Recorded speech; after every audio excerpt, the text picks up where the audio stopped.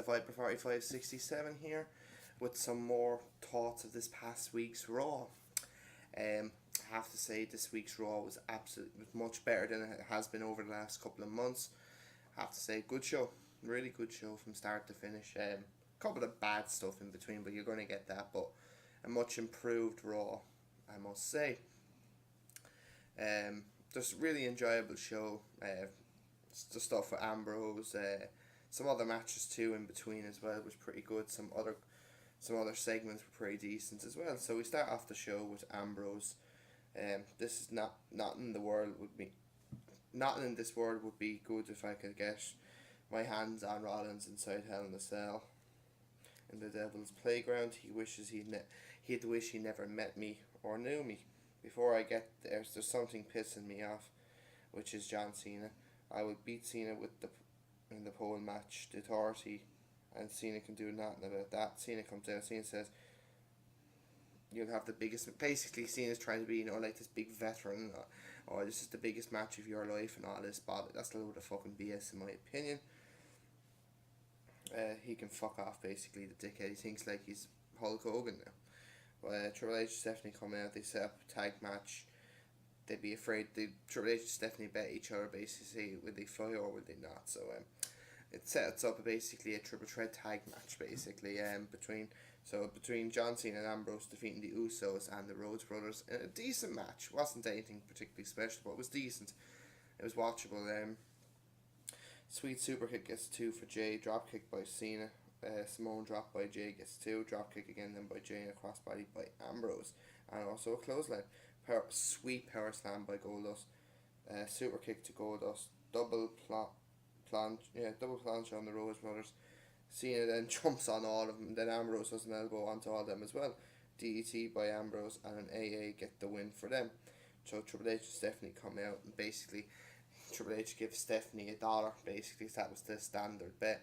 And Triple H goes like, I don't like to lose and all that, so I have to kind of make an impact here or something. So what he does is the match between Cena and Ambrose at Hell in a Cell, which was going to be a no holds barred contract on a pole match, which I'm not a big fan of stuff that's on a pole, let's just say that. But that match would be tonight instead of Hell in a Cell, which is fine with me. And then the winner of that faces Rollins, and the loser faces Randy Orton. So either we're going to get John Cena and Randy Orton for the 1,000,000th time, or we're going to get Orton versus Ambrose. Or Ambrose versus Rollins, or Cena versus Rollins. So yeah. So basically, fair enough. I don't mind seeing Cena versus Orton again, as long as Ambrose gets to face Rollins. That's all. I'd be happy enough with that. But because obviously Randy Orton was pissed throughout the night, saying that he wants to be a part of Hell in a Cell, he wants to be this, he wants to be that.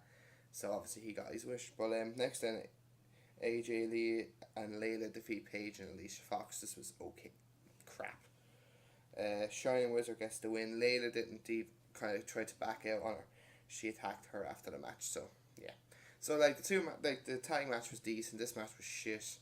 But the next match now was pretty fucking awesome, I must say. Randy Orton defeating Dolph Ziggler in a good match. Now this is good. Good to see Dolph Ziggler putting on a good match for a change. Orton doing very well in this match too. I think the right guy won. Well, I wouldn't have mind seeing Ziggler winning either, but I just don't get why Randy Orton just doesn't go for the Intercontinental. Yes, fair enough, the Intercontinental title is not as big as what it once was, we'll say. That's because of WWE. But Randy Orton, come on, as your last guy, we say after this year, why don't you go out, in your last couple of years, fight for the Intercontinental title, maybe even the tag belts even, come on, you can't always go for the WWE title all the time, if you get my drift. John Cena can't do that either. John Cena's never been IC champion. Why wouldn't you want to be an IC champion? Because then he would have been all the title. He would have won all the titles in WWE. But that's just him. But well, I'd like to see Orton go again for because he was a good Intercontinental champion back in 2004. He had some good matches with Edge, Benjamin, had a few other decent matches as well. He had a match with some good matches with Mick Foley. So he could do. And also he had. Who else did he have? Who else did he face? He had a decent match to win the title with RVT. So So yeah, hopefully maybe that might happen within the next couple of years, but at the moment I highly doubt it. But Ziggler rams Orton into the steps, splash in the corner by Ziggler, suplex from Orton, a drop kick from Ziggler, Orton hangs Ziggler on the ropes, Ziggler then rams Orton into the barrier. Orton then rams Ziggler into the ring post, shoulder first obviously, then another drop kick from Ziggler, Rollins comes out, Orton, which Orton is pissed about.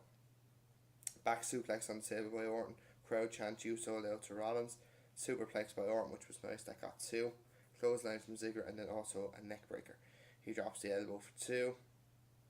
Lovely power slam from Orton on Ziggler, gets two. Orton then on the ropes. Oh, yeah, Orton does the DT, goes for the DT on the ropes, but roll up gets two for Ziggler. Super click from Ziggler gets two. Yeah, Orton done the DT on the ropes. Where are we? Then Orton, I think he gets into a powerbomb position for Ziggler, but Ziggler's trying to get over, so Orton just literally just fucks him up in midair and gives him an RKO. An absolute beautiful. Like the last couple of months, Orton has done some fucking sick RKOs. Great way to win the match. This match was brilliant. This is what I like to see about Raw.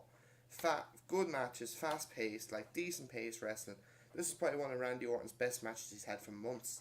Like, and this was with like a guy that's not even in the main event spot. Like Dolph Ziggler. Like, he's basically a mid card guy. This match was awesome. Like, if this was for the Intercontinental title, like people would be talking about this match. Like this is what I like to see. Even steal the show. This match stole the show in my opinion. I thought this was a good match. These two guys, like, they just seem to have chemistry. Like, Ziggler has put on some good matches over the last couple of months. This is probably his best for a long time. Like, put Orton in the IC. Like, Orton is not. Yeah, he's not going to put on a good match every week. But like, if he could do this once a month or twice a month, you wouldn't give a fuck. Like, this shows like he can put on a good match. And after the match, then Rollins tries to one up Orton by doing the curve stomp onto Ziggler. But and straight after that, then we get Seth Rollins defeating Jack Swagger in a decent match. Actually, this match also wasn't too bad. Like, I thought this match was actually pretty decent. Rollins hangs Swagger on the ropes, armbar by Rollins. Rollins then rams the arm of Swagger into the turnbuckle. Belly to belly from Swagger and then a clothesline from Swagger. Orton comes out, basically. Suicide dive by Rollins, then a lovely enziguri. That gets two. German suplex gets two for Swagger. That was actually fucking quite sweet as well. Swagger then bomb gets two. Suplex gets two for Swagger. Super kick by Rollins. Patriot by Swagger, but obviously Rollins gets to the ropes. Rollins then kind of rolls up Swagger with the tights, gets the win. Decent match, like a really decent match. It kind of slow. It was a bit slow at the start, but it got better as the match went on. Another decent match, like again, not as good as Orton and Ziggler, but jeez, it was pretty watchable, I must say. And then obviously Orton comes into RKO Swagger after just to prove a point to Rollins. So like you could just see the hatred between. I wouldn't mind seeing Orton versus Rollins at all. I wouldn't mind. I think this match could actually work in my opinion. Maybe we might get that then down the line maybe. But yeah, another decent match. Swagger done well in this match. Rollins just looks like $1,000,000 in my opinion. He's had some good. You wouldn't think this guy lost to Heath Slater, would you? But yeah, another decent match. Like tell you one thing, this Raw. Tell you one thing. For the first, like I didn't watch any of the Divas matches, but like until I found out who won the match, obviously. But like this Raw was really good. Like this is probably one of the better Raws of the year. Like this is probably in the top. There's not been many. Let's just say that. Like I think there's been 5 or 6 good Raws this year. Some have been okay, but like it's definitely in the top 5 this year. Like it wasn't the great. Like obviously it wasn't. I don't think it was the best. Well, you could even argue that it was one of the best. But yeah, like I really didn't skip much of the action at all, and that's rare for me because I've been doing it a lot lately. But next match then we get Rusev defeating Big Show by disqualification. This match actually was pretty decent again, pretty good. I think the right outcome this was Rusev to win by a disqualification because obviously we can have another match at Hell in a Cell. But like these two actually done very well in my opinion. Thought this match was pretty good. Lana does a cheap shot at Atlanta's baseball team. It was fucking brilliant. Like, oh, she fucking owned them. Absolutely. She's brilliant on the mic. Like, she's not the worst, I can tell you that. Like, she's a decent manager. Like, she's probably the only woman manager at the moment that would actually do something. Rusev says you will be crushed to Big Show, which is good for him. But big boot to Rusev. A big shitty USA chant, which, like, look, I'm Irish, like, I'm not from the USA. Like, again, I don't really care about the match, but at the same time, it was probably one of the best matches Rusev has had, besides the Swagger match. But big chop by Show. Then, like, Big Show kicks the shit out of Rusev for the first like 2-3 minutes. Then Rusev rams Rusev into the barrier, headbutt by Show. Drops the elbow. Then a little sweet drop kick from Rusev. Big Show misses an elbow from the second rope. Super kick. And then the accolade on Show. Henry comes out. I think Henry kind of, I don't know, does he get on the ropes or not, but Rusev punches him. He goes, basically, Henry comes in, then attacks Rusev, and that's what gets the disqualification. Then Rusev gets out of the ring. Show kind of says it's okay and all that. So Rusev is basically waving the Russian flag around. So Show and Henry get out of the ring, try to corner him. So he gives the flag to Lana. He goes off to attack Henry, and then he turns around and Big Show with a KO punch. So yeah, like, could lead to Big Show pissing off on Henry as well. But like, definitely there's going to be another match between Show and Henry. And just leave Show and Rusev. Leave it alone now until Hell in a Cell. I think this match should have been at Hell in a Cell in my opinion anyway. But good match. Like, it was good. It was very watchable. Like, Big Show looked good in this match, I must say. Rusev looked good. He got his ass kicked for a couple minutes. He made a comeback, like, done very well. Got the accolade in very well, I must say. Considering Big Show was a big, massive motherfucker, basically. But yeah, good match. Next match then, The Miz defeats Sheamus in an okay match. This was just okay. But it also was fucking quite funny. Because, I tell you one thing, Damien Sandow, like, take a fucking, like, the guy is fucking awesome. Like, he's more over than The Miz. Like, the stuff he is doing, like, you know what Miz is doing in the ring, it's fucking brilliant. The guy is, like WWE, like, come on, like, look at him, he's brilliant. Like, the crowd love him. But, boots the face of Sheamus, crowd chants Sandow. We want Sandow. Like, that should tell you, WWE, the guy is still fucking doing something. DDT by Miz gets 2, bro kick to Sandow, because Miz goes underneath the apron of the ring, and I think it was on 9, Miz gets in, and Sheamus gets counted out. So it works. Like, Sandow done his business, and so yeah, so like, obviously Miz is going to take on Sheamus at Hell in a Cell. And also, actually, I forgot to mention, in the Orton Ziggler match, Cesaro was actually at rings doing commentary. So I presume Ziggler's going to take Cesaro on at Hell in a Cell. Well, that's what I'm hoping, and because that would be actually an enjoyable match in my opinion. So like, both Intercontinental and US title matches could be quite good at Hell in a Cell. Hell in a Cell is looking to be a decent pay-per-view. On paper, obviously. Then we get fucking Natalya, Brie, and fucking Naomi defeating Cameron, Nikki, and Summer Rae, which is good for them. This Nevi Leak Swan, whatever her name is, comes out. Who the fuck is she? Like, who the fuck? Apparently she's a clothing designer. Who gives a fuck? Like, I honestly don't give two fucks about who the show on it. Like, no wonder you're losing money. Don't bring in anyone. Like, I just don't know. Like, this is what pisses me off about Raw. Like, bringing in this, like, we've had such a good show. Like, why bring this little cunt? Do you know what? She looks like fucking Nicki Minaj. Gone fucking wrong, basically. But Brie beats Nikki, which is good for her. Like, are they actually going to have a match at Hell in a Cell or what? Like, this feud has gone on way too long, and please just get off my fucking television, please. You guys simply just because Nikki is shagging John Cena, this is probably the only reason why she's getting so much fucking spotlight, bitch. Then on to the main event.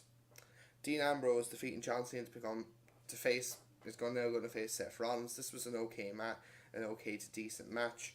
It was very short. Like, it was not even 10 minutes. Like, what the fuck? Like, like, this is where WWE kind of dropped the ball a little bit. Thought this match could have went on a little bit longer, in my opinion. I'm not going to complain. It was an okay match, but if they took out that Divas match, like, it would have been given another 6-7 minutes, because obviously by the time they make and all that. But sure, hey, look, what can you do? And apparently WWE actually are going to, speaking of, actually, this is a new update, basically Justin Roberts, the ring announcer, is not going to get his contract renewed, which is surprising, because, like, he's decent, in my opinion. The guy is decent. Like, there's no one else really. There's only Lillian Garcia and Tony Chimmel, and I don't like Chimmel. I think he's boring. But yeah, it's a sad day because he's been in the company now for the best part of 10 years now. So it's a shame. But Rollins comes out, Orton and Kane come out to watch basically. Triple H and Stephanie are by the announcers table. Crossbody on Cena, suplex by Cena, Fishman suplex as well. They fight up by the stage, snap suplex on the stage by Ambrose, which was nice. Um, Clothesline by Ambrose, STF by Cena. JBL, Ambrose bites Cena. JBL goes, oh, he's done a Luis Suarez. Fucking JBL, you brilliant. Oh, brilliant. Kane and Rollins and all them attack them, but Ambrose and Cena they all get rid of him, but Cena's over on the other side of the ring. Ambrose is over by the contract. He does that to Cena and gets the contract. So we get our wish. Ambrose will take on Rollins inside Hell in a Cell. Also, Randy Orton will take on Cena in Hell in a Cell, even though we saw this 5 years ago in the first ever pay-per-view of Hell in a Cell for the WWE title, which that match wasn't that great, was it?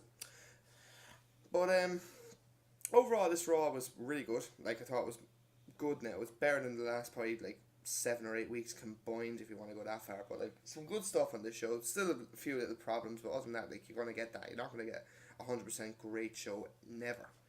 But there was nearly every match. You take out the Divas take out the Divas matches really, you could say. But good show, solid show. It was probably one of the best Raws we've had for probably about 3-4 months, or longer even.